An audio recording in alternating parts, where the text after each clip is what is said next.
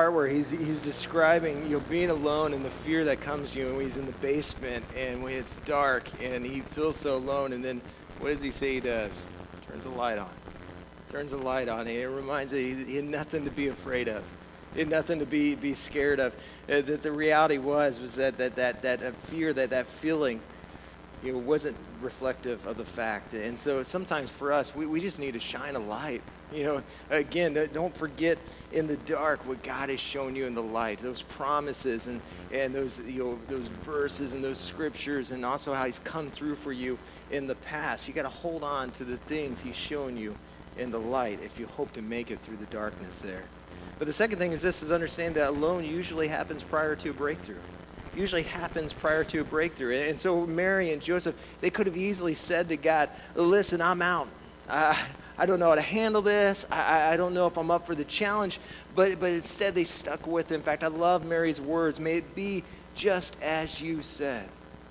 And look, I wonder if there's some sort of challenge in your life right now and you're ready to walk away from it rather than walking towards it. And listen, I would simply tell you this, man, don't quit. Don't stop. Don't walk away from your marriage. Don't walk away from that relationship. Don't push back from the table. Recognize that right up to the point of a significant spiritual and emotional breakthrough, you're going to sometimes feel quite alone.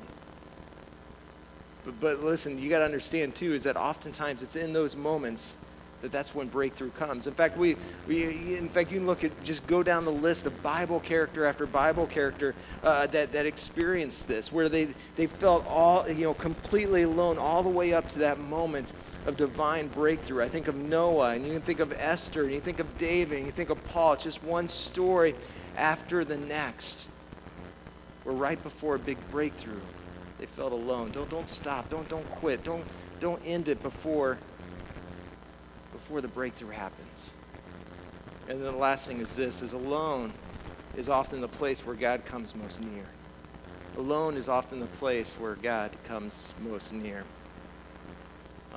I think this, I think if you had to define sin with just a word, I think you could define it as simply pride. And when I say pride, I mean that tendency to sit there and say, man, I can do it on my own, I can handle it on my own, I can make it on my own. And listen, I think it's because of this, it shouldn't surprise us that really the solution, the way out of it, is not pride, but it's humility. When you're feeling alone, having the humility to sit there and say, God, I realize that I wasn't created to go through this life alone. I need you. I was created to be in a relationship with you.